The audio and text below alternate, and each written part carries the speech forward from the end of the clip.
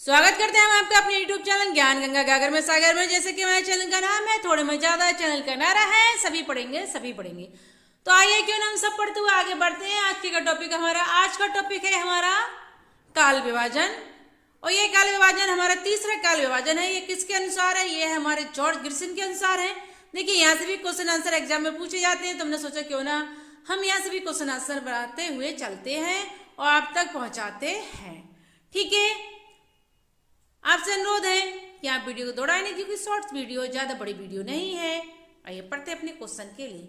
Modern vernacular literature of Hindustan कौन से सन में लिखा गया? ये ग्रंथ जो था कौन से सन में लिखा गया, ये पूछा जा रहा है। ठीक है, option A 1839, option B 1878, option C 1883, option D 1888। तो देखिए मॉडर्न वर्नाक्यूलर लिटरेचर, ठीक है, ऑफ हिंदुस्तान, ये कब लिखा गया? ये लिखा गया 1888 में। तो हमारा ऑप्शन सही हो जाएगा डी 1888। ठीक है, कौन सा सही हो जाएगा? 1888। हाँ, ये करते अपने क्वेश्चन नंबर 2। क्या है ये? देखिए कहीं से भी पूछे जाते हैं क्वेश्चन, मैंने इस तरह से तैयार किए हैं। Modern vernacular literature of Hindustan कब लिखा गया था? आपको पता है 1888 में लिखा गया था।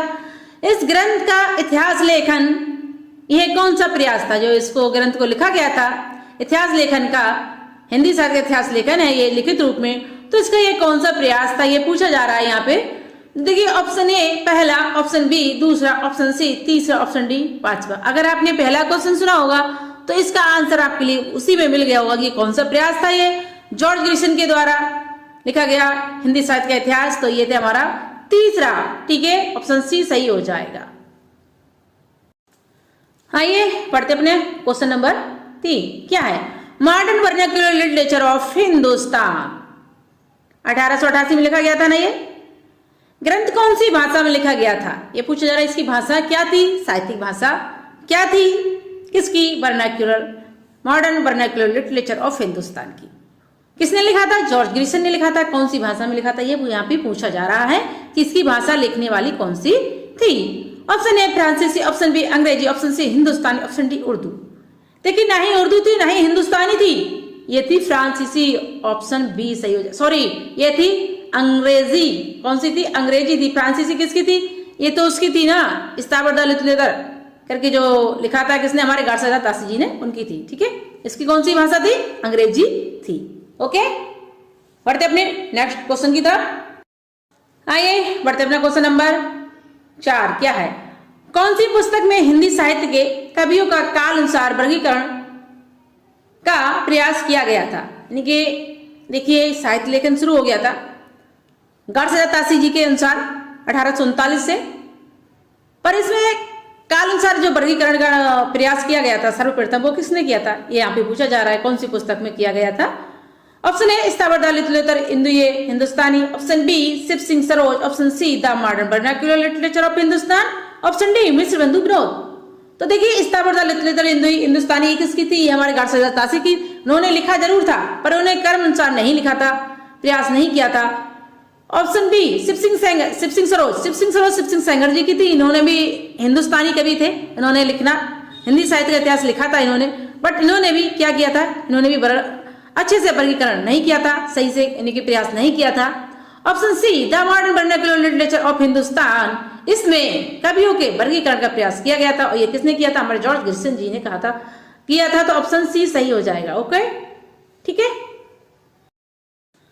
आइए पढ़ते अपने क्वेश्चन नंबर 5। क्या है? Modern vernacular literature of Hindustan, ठीक है, में हिंदी साहित्य के काल को कितने अध्याय में बांटा गया? यानी कि हिंदी साहित्य जो काल का विभाजन करा गया था जॉर्ज ग्रिसन के द्वारा मॉडर्न ऑफ वर्नाक्यूलर लिटरेचर में, तो ये पूछा जा रहा है कि इसमें कितने अध्याय थे, इसके कितने भाग थे। अध्याय का मतलब ये है कि इसके कितने भागों में बांटा गया था, कितने भागों में ये था। हिंदी साहित्य को कितने भागों में बांटा था, किसने? जॉर्ज ग्रिसन जी ने। अभी ये पूछा जा रहा है। तो option A 10, option B 11, option C 15, option D 25। तो देखिए ये हमारे जॉर्ज ग्रिसन ने बांटा था कितने? 11 भागों में इसके लिए बांटा था। तो ऑप्शन हमारा बी सही हो जाएगा। ठीक है, 11 है। ठीक है, बढ़ते अपने नेक्स्ट क्वेश्चन की तरफ। आइए करते अपने क्वेश्चन नंबर 6। क्या है? Modern vernacular literature of Hindustan कितने कवियों का वर्ण है, इसमें कितने कवियों का वर्ण है इस ग्रंथ में, ये पूछा जा रहा है। ये किसका है? जॉर्ज ग्रिसन जी का है। Option A 738, option B 952, option C 1000, option D 5000। तो देखिए 738 नहीं है, क्योंकि ये वर्ण किया गया था किसमें? गार्सिया तासी जी की पुस्तक जो थी इस्ताबर द लिटरेचर ऑफ हिंदुस्तान में। तो ये नहीं है हमारा, ऑप्शन ए नहीं होगा। ऑप्शन बी 952, ये 952 भी नहीं है, क्योंकि शिव सिंह सेंगर जी ने इसमें संख्या थी, शिव सिंह सरोज में 952 कवियों की थी। ऑप्शन सी सही हो जाएगा, 1000। ठीक है, 1000 से कहीं ऊपर अगर मिलती है थोड़ी बहुत संख्या तो आप वहां पर भी टिक कर देगा, 1000 नहीं दिया हुआ तो। और ऑप्शन डी हम देख लेते हैं, ये 5000 कवियों का वर्ण किसमें है? ये 5000 कवियों का वर्ण है मिश्र बिंदु विनोद में है। ठीक है, आगे बढ़ते हैं अपने नेक्स्ट क्वेश्चन की तरफ। आज मेरे उच्चारण थोड़ी सी गड़बड़ी हो रही है। आइए बढ़ते हैं अपने क्वेश्चन नंबर 7 के लिए। हिंदी साहित्य के इतिहास को काल खंडों में विभक्त किया गया है, यानी कि कितने काल खंडों में विभक्त किया गया है? कहने का मतलब ये है, option A 10, option B 11, option C 15, option D 25। तो देखिए ये इसके 11 खंडों में विभक्त किया गया है। लेकिन इनके लिए हम एक क्वेश्चन अभी मैंने आपके लिए कराया है, उसमें खंड करके दिया था, उसमें क्या था? उसमें अध्याय था या भाग था। ठीक है, जो भी है, अगर खंड करके पूछे तब भी आप परेशान नहीं हो, ऑप्शन बी सही हो जाएगा 11। ठीक है, आइए करते अपना क्वेश्चन नंबर 8। बहुत ही अच्छा क्वेश्चन है, हमेशा पूछा जाता है एग्जाम में ये। भक्ति काल को ग्रिसन ने कौन सा काल कहा है? यानी कि जॉर्ज ग्रिसन जी ने कौन सा काल कहा है किसके लिए? भक्ति काल के लिए। ऑप्शन ए आदिकाल, ऑप्शन बी शोध काल, ऑप्शन सी मध्यकाल, ऑप्शन डी आधुनिक काल। तो देखिए जॉर्ज ग्रिसन जी ने भक्ति काल के लिए स्वर्ण काल कहा है, तो ऑप्शन हमारा बी सही हो जाएगा, स्वर्ण काल कहा है। ठीक है, बहुत ही अच्छा क्वेश्चन है, आता है हमेशा एग्जाम में। आइए करते अपने क्वेश्चन नंबर 9। क्या है? ग्रिसन के अनुसार हिंदी की कितनी बोलियां हैं? यानी कि ग्रिसन ने जो अपना हिंदी साहित्य काल विभाग में लिखा था, किसमें कौन सी पुस्तक थी? Modern vernacular of literature Hindustan में। उसमें कितनी बोलियों का वर्णन किया था?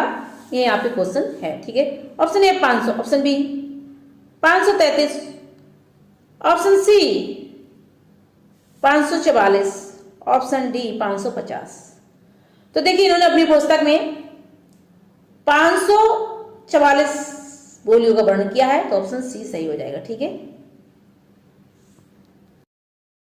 आइए करते अपने क्वेश्चन नंबर 10। क्या है? जॉर्ज ग्रिसन ने, ग्रिसन लिख गया है, कोई नहीं ग्रिसन है, ने अपने ग्रंथ वर्नाक्यूलर लिटरेचर ऑफ हिंदुस्तान में भारत की कितनी भाषा को सम्मिलित किया है?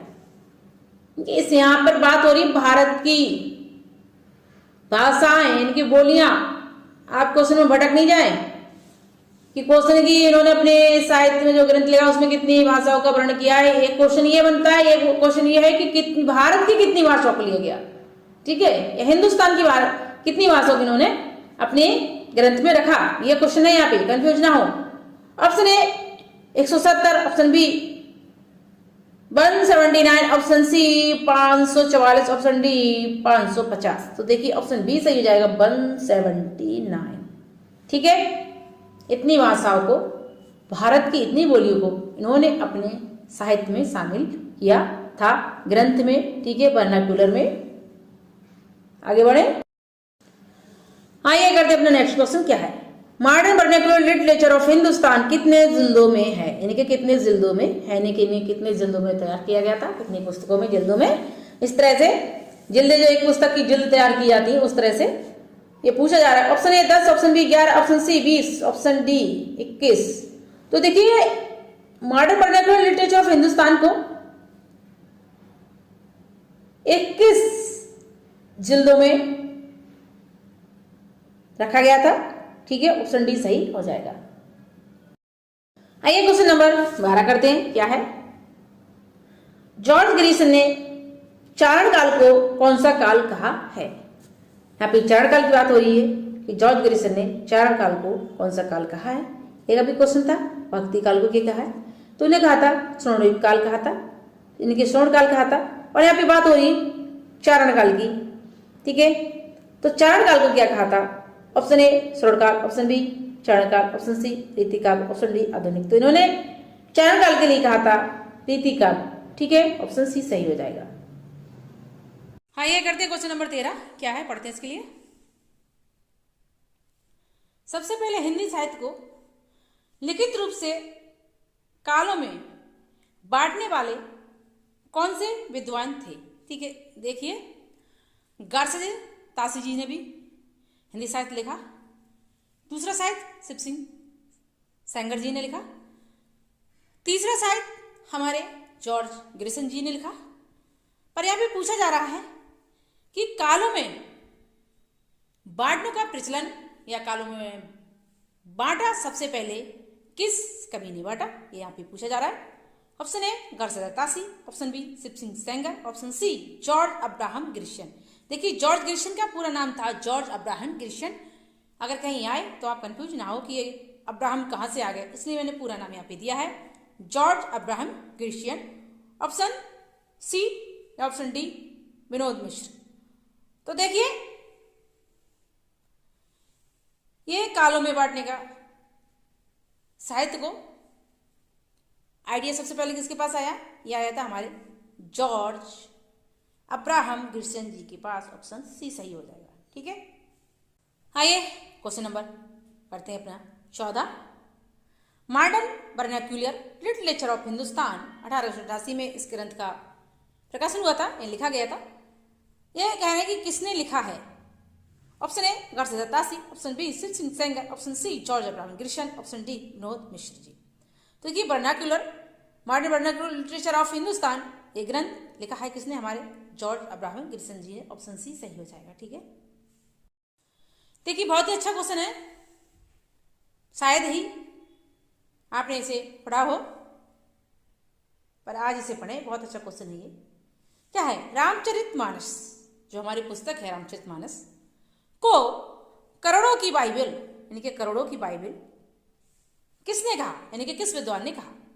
Option A Garcin de Tassy, option B Shiv Singh Sengar, option C George Abraham Grierson, option D Mishra Bandhu Vinod है। विनोद हो गया 2 बार, मिश्र बंधु विनोद है आएगा यहाँ पे, ठीक है। तो देखिए रामचरितमानस को करोड़ों की बाइबल ये कहा था किसने? हमारे जॉर्ज अब्राहम ग्रिशन जी ने। तो ऑप्शन सी सही हो जाएगा, ठीक है।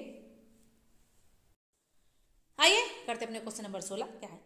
Modern vernacular literature of Hindustan में कौन सी पत्रिका में प्रकाशन हुआ? तो modern vernacular literature of Hindustan ग्रंथ है किसका है? जॉर्ज ग्रिशन जी का है। कौन सी सन में हुआ? 1888 में, ठीक है। ये पूछा जा रहा है कि ये कौन सी पत्रिका में सबसे पहले आया, यानी कि सबसे पहले प्रकाशित हुआ, किस पत्रिका ने इसको प्रकाशित किया?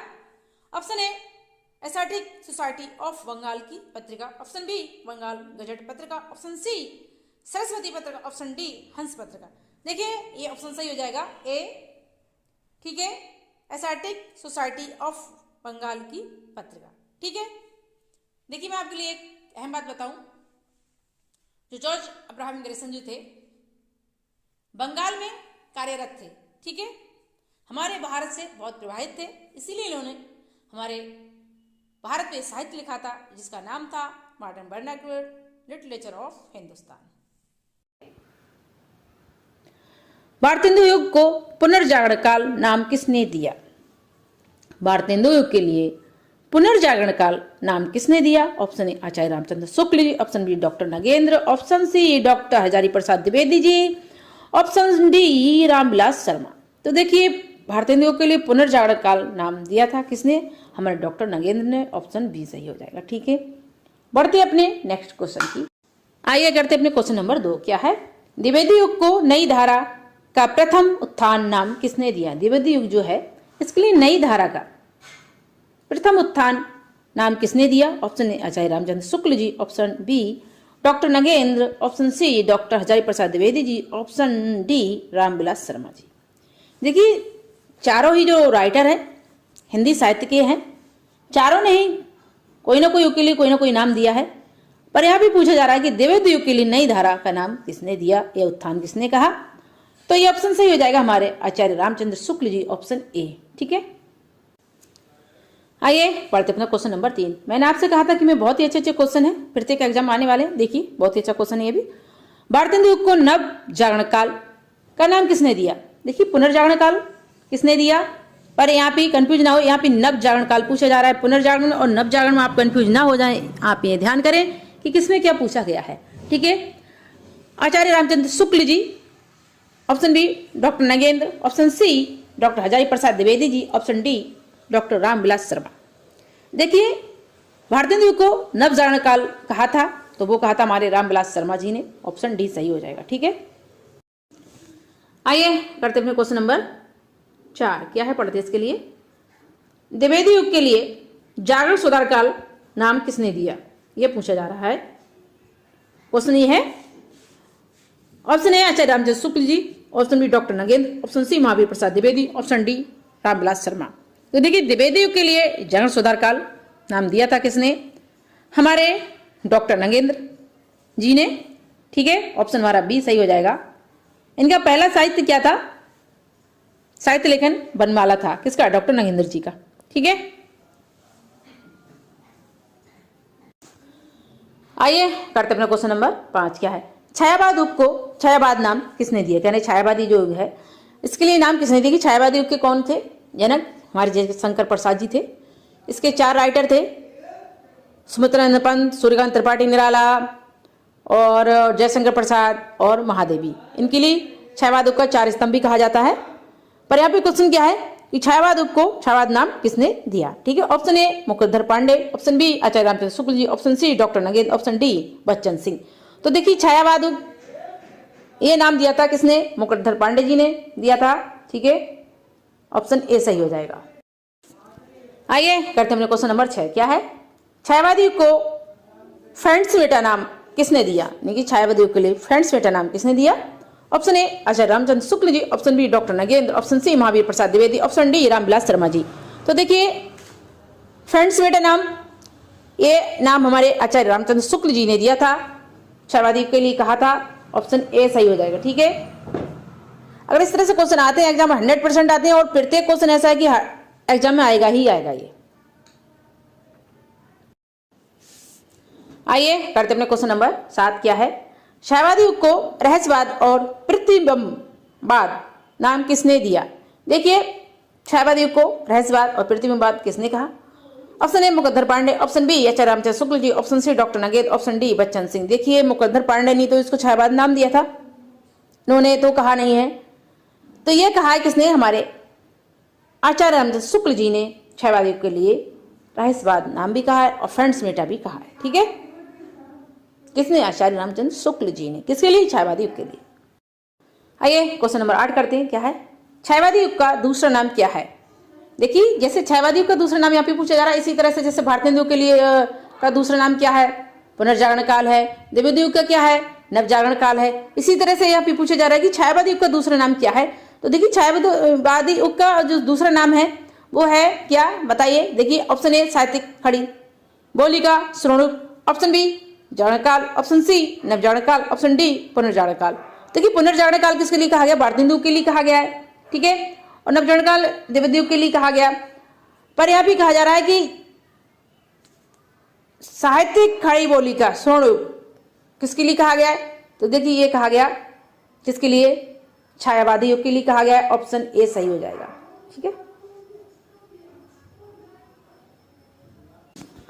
आइए क्वेश्चन नंबर 9 पढ़ते हैं। क्या है, द्विवेदी युग किसके नाम पर पड़ा, यानी द्विवेदी युग का जो नाम था किसके नाम पर पड़ा। देखिए बहुत ही अच्छा क्वेश्चन है, कंफ्यूज करने वाला क्वेश्चन भी है, एग्जाम में लोग अक्सर कंफ्यूज हो जाते हैं क्योंकि इसमें हजारी प्रसाद द्विवेदी भी है, महावीर प्रसाद द्विवेदी भी, दोनों नाम एक जैसे द्विवेदी द्विवेदी लगा हुआ है। पर यह नाम किसके ऊपर पड़ा, यह पूछा जा रहा है कि द्विवेदी युग का नाम किसके नाम पर पड़ा। Option A Mahavir Hazari Prasad Dwivedi, option B Mahavir Prasad Dwivedi, option C Maithili Sharan Gupt, option D ज्ञान प्रसाद शुक्ल स्नेही। देखिए ये दो तो आप छोड़ दीजिए, बिल्कुल अलग नाम है। अगर द्वंद्व होगा, परेशानी है, तो किसमें है, हजारी प्रसाद द्विवेदी और महावीर प्रसाद द्विवेदी। हम इसी में कंफ्यूज हो जाते हैं कि किसके नाम पर पड़ा है द्विवेदी युग। तो देखिए द्विवेदी युग जो नाम पड़ा है, इस युग का नाम पड़ा है महावीर प्रसाद द्विवेदी के नाम पर, ऑप्शन बी हमारा सही हो जाएगा। ठीक है, देखिए ये हमारा लास्ट क्वेश्चन है इस वीडियो का, तो करते हैं क्वेश्चन के लिए, पढ़ते हैं। क्या है, शुक्ल युग नाम किसके नाम पर पड़ा? देखिए सारे नाम पूछे जा रहे हैं, पढ़े जा रहे हैं, इस तरह से क्वेश्चन आते हैं। मैंने कहा एक एक क्वेश्चन एग्जाम आने वाला है और आएगा। तो ये कहने शुक्ल युग जो नाम पड़ा था ये किसके नाम पर पड़ा? Option A Hazari Prasad Dwivedi, option B Mahavir Prasad Dwivedi, option C Acharya Ramchandra Shukla ji, option D Gaya Prasad शुक्ल स्नेही। तो देखिए शुक्ल युग हजारी प्रसाद द्विवेदी को आप निकाल दीजिए, महावीर प्रसाद द्विवेदी को भी निकाल दीजिए, द्वंद्व युद्ध रह गया। किसमें हमारा कंफ्यूजन किसमें रह गया? आचार्य रामचंद्र शुक्ल जी, ऑप्शन डी गया प्रसाद शुक्ल स्नेही। देखिए शुक्ल शुक्ल दोनों में आया लगा, इसलिए यहाँ पे कंफ्यूजन हो सकता है। तो देखिए शुक्ल युग जो नाम पड़ा था ये हमारे आचार्य रामचंद्र शुक्ल जी के नाम पर पड़ा था, ऑप्शन सी सही हो जाएगा क्वेश्चन। हाँ ठीक है। भारतेंदु युग को पुनर्जागरण काल नाम किसने दिया? भारतेंदु युग के लिए पुनर्जागरण काल नाम किसने दिया? Option A Acharya Ramchandra Shukla ji, option B doctor Nagendra, option C doctor Hazari Prasad Dwivedi ji, option D Ramvilas Sharma. तो देखिए भारतेंदु युग के लिए पुनर्जागरण काल नाम दिया था किसने? हमारे डॉक्टर नगेंद्र ने, ऑप्शन बी सही हो जाएगा। ठीक है, बढ़ते अपने नेक्स्ट क्वेश्चन की। आइए करते अपने क्वेश्चन नंबर 2। क्या है? द्विवेदी युग को नई धारा का प्रथम उत्थान नाम किसने दिया? द्विवेदी युग जो है इसके लिए नई धारा का प्रथम उत्थान नाम किसने दिया? Option A Acharya Ramchandra Shukla ji, option B doctor Nagendra, option C doctor Hazari Prasad Dwivedi ji, option D Ramvilas Sharma ji. देखिए चारों ही जो राइटर हैं हिंदी साहित्य के हैं, चारों ने ही कोई ना कोई युग के लिए कोई ना कोई नाम दिया है, पर यहाँ भी पूछा जा रहा है कि द्विवेदी युग के लिए नई धारा का नाम किसने दिया या उत्थान किसने कहा? तो ये ऑप्शन सही हो जाएगा हमारे आचार्य रामचंद्र शुक्ल जी, ऑप्शन ए। ठीक है, आइए पढ़ते अपना क्वेश्चन नंबर 3। मैंने आपसे कहा था कि मैं बहुत ही अच्छे अच्छे क्वेश्चन है प्रत्येक एग्जाम आने वाले हैं। देखिए बहुत ही अच्छा क्वेश्चन है ये भी।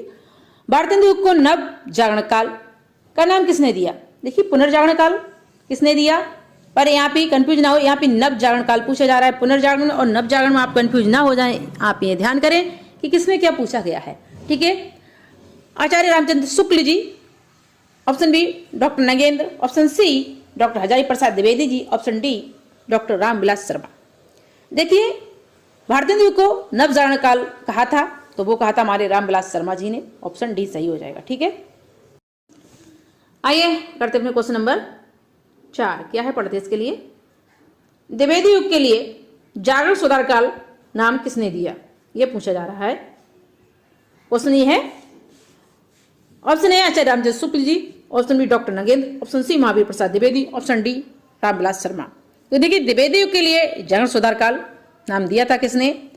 हमारे डॉक्टर नगेंद्र जी ने। ठीक है, ऑप्शन हमारा बी सही हो जाएगा। इनका पहला साहित्य क्या था?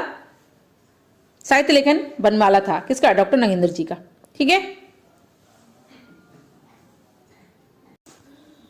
आइए करते अपना क्वेश्चन नंबर 5। क्या है? छायावाद युग को छायावाद नाम किसने दिया? कहने छायावादी जो युग है इसके लिए नाम किसने दिया? छायावादी युग के कौन थे? जनक हमारे जयशंकर प्रसाद जी थे। इसके 4 राइटर थे, सुमित्रानंद पंत, सूर्यकांत त्रिपाठी निराला और जयशंकर प्रसाद और महादेवी। इनके लिए छायावाद युग का 4 स्तंभ भी कहा जाता है। पर यहाँ पे क्वेश्चन क्या है कि छायावाद युग को छायावाद नाम किसने दिया? ठीक है, option A Mukundar Pandey, option B Acharya Ramchandra Shukla ji, option C doctor Nagendra, option D Bachchan Singh. तो देखिए छायावाद युग ये नाम दिया था किसने? मुकुंदर पांडे जी ने दिया था। ठीक है, ऑप्शन ए सही हो जाएगा। आइए करते हैं क्वेश्चन नंबर 6। क्या है? छायावादी युग को फ्रेंड्स बेटा नाम किसने दिया? यानी कि छायावादी युग के लिए फ्रेंड्स बेटा नाम किसने दिया? Option A Acharya Ramchandra Shukla ji, option B doctor Nagendra, option C Mahavir Prasad Dwivedi, option D Ramvilas Sharma ji. तो देखिए फ्रेंड्स बेटा नाम ये नाम हमारे आचार्य रामचंद्र शुक्ल जी ने दिया था, छायावादी युग के लिए कहा था। ऑप्शन ए सही हो जाएगा। ठीक है, अगर इस तरह से क्वेश्चन आते हैं एग्जाम 100% आते हैं और प्रत्येक क्वेश्चन ऐसा है कि एग्जाम में आएगा ही आएगा ये। आइए करते अपने क्वेश्चन नंबर 7। क्या है? छायावादी युग को रहस्यवाद और प्रतिबिंबवाद नाम किसने दिया? देखिए छायावादी युग को रहस्यवाद और प्रतिबिंबवाद किसने कहा? Option A Mukundar Pandey, option B Acharya Ramchandra Shukla ji, option C doctor Nagendra, option D Bachchan Singh. देखिए मुकुंदर पांडे ने तो इसको छायावाद नाम दिया था, इन्होंने तो कहा नहीं है। तो ये कहा है किसने? हमारे आचार्य रामचंद्र शुक्ल जी ने छायावाद युग के लिए रहस्यवाद नाम भी कहा है और फ्रेंड्स बेटा भी कहा है। ठीक है, किसने? आचार्य रामचंद्र शुक्ल जी ने। किसके लिए? छायावादी युग के लिए। आइए करते अपना क्वेश्चन नंबर 8। क्या है पढ़ते हैं इसके लिए। छायावादी युग का दूसरा नाम क्या है? यहाँ पे कहा जा रहा है ये छायावादी युग है, ये इसका दूसरा क्या नाम है? क्वेश्चन यही है, ठीक है। ऑप्शन ए साहित्यिक खड़ी बोली का स्वर्णिम युग, ऑप्शन बी जागरण काल, ऑप्शन सी नव जागरण काल, ऑप्शन डी पुनर्जागरण काल। देखिए पुनर्जागरण काल प्रत्येक काल के लिए कुछ ना कुछ कहा गया है। पुनर्जागरण काल डॉक्टर नंगेंद्र ने भारतेंदु युग के लिए कहा था, और नव जागरण काल भारतेंदु युग के ही लिए डॉक्टर रामविलास शर्मा ने कहा था, और जागरण सुधार काल द्विवेदी युग के लिए कहा जाता है। तो बचा क्या यहाँ पे? साहित्यिक खड़ी बोली का स्वर्ण युग। साहित्यिक खड़ी बोली का स्वर्ण युग कहा गया है किसके? छायावादी युग के लिए। तो ऑप्शन हमारा सही हो जाएगा ए, ठीक है, ए हो गया। आइए क्वेश्चन नंबर 9 पढ़ते हैं। क्या है? द्विवेदी युग किसके नाम पर पड़ा? यानी द्विवेदी युग का जो नाम था किसके नाम पर पड़ा? देखिए बहुत ही अच्छा क्वेश्चन है, कंफ्यूज करने वाला क्वेश्चन भी है। एग्जाम में लोग अक्सर कंफ्यूज हो जाते हैं, क्योंकि इसमें हजारी प्रसाद द्विवेदी भी है, महावीर प्रसाद द्विवेदी भी, दोनों नाम एक जैसे द्विवेदी द्विवेदी लगा हुआ है। पर ये नाम किसके ऊपर पड़ा ये पूछा जा रहा है कि द्विवेदी युग का नाम किसके नाम पर पड़ा। Option A Mahavir Hazari Prasad Dwivedi, option B Mahavir Prasad Dwivedi, option C Maithili Sharan Gupt, option D ज्ञान प्रसाद शुक्ल स्नेही। देखिए ये दो तो आप छोड़ दीजिए, बिल्कुल अलग नाम है।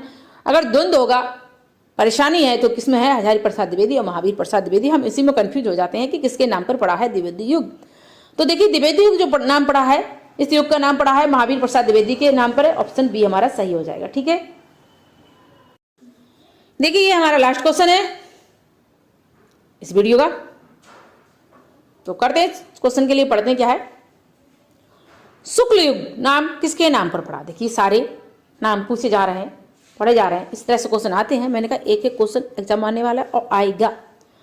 तो ये कहने शुक्ल युग जो नाम पड़ा था ये किसके नाम पर पड़ा? Option A Hazari Prasad Dwivedi, option B Mahavir Prasad Dwivedi, option C Acharya Ramchandra Shukla ji, option D Gaya Prasad शुक्ल स्नेही। तो देखिए शुक्ल युग हजारी प्रसाद द्विवेदी को आप निकाल दीजिए, महावीर प्रसाद द्विवेदी को भी निकाल दीजिए, द्वंद्व युद्ध रह गया। किसमें हमारा कंफ्यूजन किसमें रह गया? आचार्य रामचंद्र शुक्ल जी, ऑप्शन डी गया प्रसाद शुक्ल स्नेही। देखिए शुक्ल शुक्ल दोनों में आया लगा, इसलिए यहाँ पे कंफ्यूजन हो सकता है। तो देखिए शुक्ल युग जो नाम पड़ा था ये हमारे आचार्य रामचंद्र शुक्ल जी के नाम पर पड़ा था।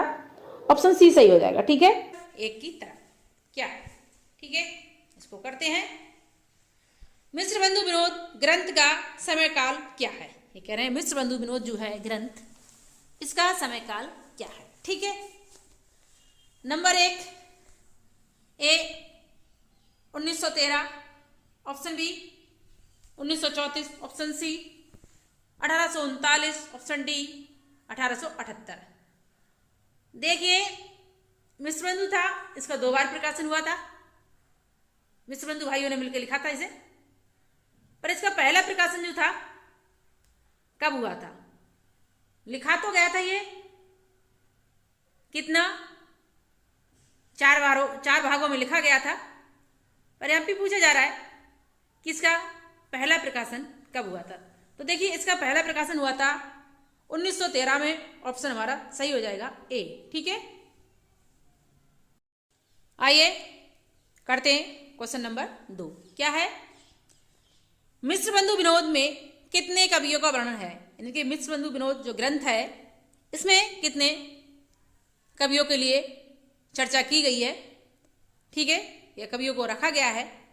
Option A 738, option B 952, option C 1000, option D 5000। देखिए 738 गारसदा तासी जी की इस्तावरता हिंदुस्तानी में था, 952 या 1000 ये किस में थे? शिव सिंह सेंगर जी की पुस्तक में थे। क्या थी उनकी? शिव सिंह सरोज। ऑप्शन डी बचा 5000। यानी कि मिश्र बंधु विनोद में कितने कवियों का वर्ण है? तो 5000 कवियों का वर्ण है। ऑप्शन डी सही हो जाएगा, ठीक है। इस तरह से क्वेश्चन आते हैं एग्जाम में, 100% आते हैं। बहुत अच्छी वीडियो है, अधिक क्वेश्चन नहीं है। क्वेश्चन नंबर 3 आइए पढ़ते हैं। क्या है? मिश्र बंधु विनोद ग्रंथ के कितने भाग हैं? मिश्र बंधु जो विनोद ग्रंथ है इसके कितने भाग हैं? कितने भागों में ये लिखा गया था? यहाँ पर ये पूछा जा रहा है। ऑप्शन ए 2 भाग, ऑप्शन बी 3 भाग, ऑप्शन सी 4 भाग, ऑप्शन डी 5 भाग। देखिए इस ग्रंथ के कितने भाग हैं? देखिए 2 नहीं है, 3 नहीं है, इसके हैं 4। ऑप्शन सी सही हो जाएगा। ठीक है, भाग 4 है। ठीक है, आइए करते अपना क्वेश्चन नंबर 4। क्या है? मिश्र बंधु विनोद ग्रंथ का पहला प्रकाशन कब हुआ? ये पूछ रहे हैं कि मिश्र बंधु विनोद ग्रंथ का पहला प्रकाशन कब हुआ था? Option A 1883, option B 1888, option C 1913, option D 1934। देखिए मिश्र बंधु विनोद ग्रंथ का पहला प्रकाशन हुआ था कब? देखिए 1883 में नहीं हुआ, ना ही 1888 में। 1883 में कब हुआ? किसका हुआ था? गर्सतासी की पुस्तक थी, स्थावरदार लिटरेचर हिंदुस्तानी है। जॉर्ज ग्रेसन की थी कौन सी? लिटरेचर ऑफ वर्नाक्युलर, उसका हुआ था 1888 में।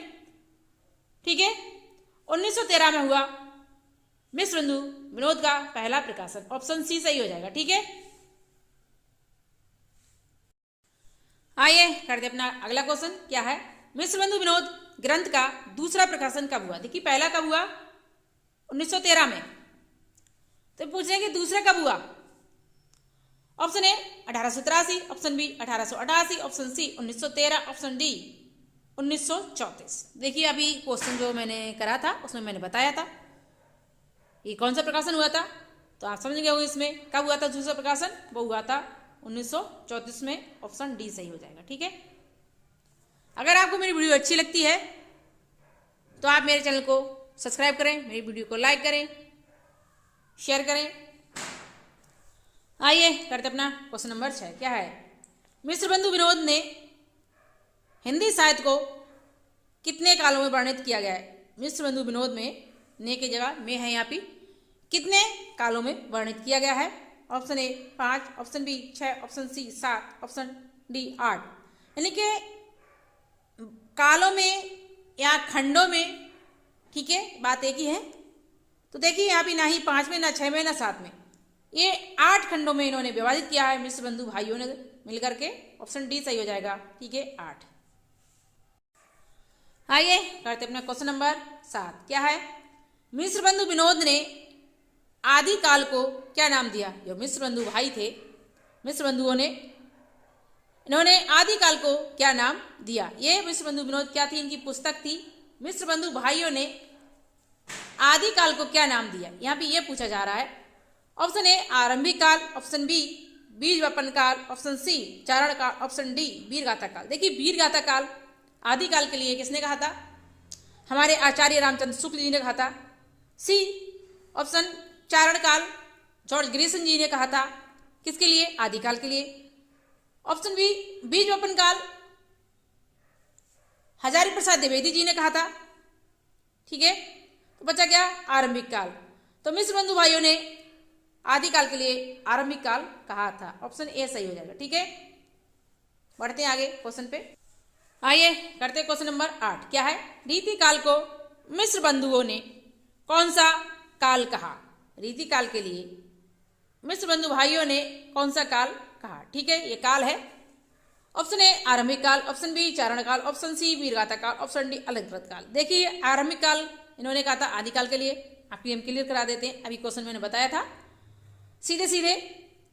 तो आइए देखिए क्या है। ऑप्शन डी है, इन्होंने अलंकृत काल कहा था। किसके लिए? रीति काल के लिए। ठीक है, ऑप्शन डी हमारा सही हो जाएगा। आइए करते अपना क्वेश्चन नंबर 9। ठीक है, क्या है इसे पढ़ते हैं। मिश्र बंधुओं के अनुसार हिंदी के प्रथम लेखक कौन है? देखिए प्रत्येक लेखक के अनुसार अलग अलग लेखक बताए गए हैं। तो यहाँ पे मिश्र बंधुओं के अनुसार कहा जा रहा है कि मिश्र बंधु विनोद में इन्होंने अपने ग्रंथ में किस लेखक के लिए हिंदी के प्रथम लेखक कहा है? Option A Pitambar Dutt Barthwal, option B Amaru, option C Chandrapradai, option D Swayambhu. देखिए अमरू को भी कुछ लोग हिंदी का पहला कवि मानते हैं। 8वीं शताब्दी के अनुसार इनकी एक है कविता, यानी कि ग्रंथ है अमरू शतक करके। चंद्रप्रदाय के लिए हमारे आचार्य शुक्ल जी मानते हैं। यहाँ पर इसी तरह से पूछा जा रहा है स्वयंभू को कौन मानते हैं आप बताएंगे। ठीक है, पर यहाँ पे क्वेश्चन क्या है? पीताम्बर दत्त बढ़त बाल हैं मिश्र बंधु के अनुसार ऑप्शन ए सही हो जाएगा। ठीक है, प्रथम कवि। आइए करते हैं अपना क्वेश्चन नंबर 10। क्या है पढ़ते हैं इसके लिए। डॉक्टर पीताम्बर दत्त बढ़तवाल की पुस्तक इनके ग्रंथ का क्या नाम है। आप कहेंगे ये क्वेश्चन कहाँ से उठा के रख दिया, पर कर लेते हैं, एकदम यूनिक क्वेश्चन है, बढ़िया क्वेश्चन है, क्योंकि ये किसका है, बढ़तवाल के लिए किसने माना था, प्रथम कवि मिश्र बंधु ने, तो उनकी पुस्तक क्या, ये भी यहाँ पे कर लेते हैं। Option A Gorakhvani, option B Amritvani, option C Mahavani, option D Lokvani. तो देखिए डॉक्टर पीताम्बर दत्त बढ़तवाल की पहली पुस्तक जो है उसका नाम है क्या, गोरखवाणी। ऑप्शन ए सही हो जाएगा। अगर आपको मेरी वीडियो अच्छी लगती है तो आप मेरे चैनल को लाइक करें, मेरी वीडियो को सब्सक्राइब करें, मेरे चैनल को सब्सक्राइब करें, मेरी वीडियो को लाइक करें, शेयर करें। धन्यवाद।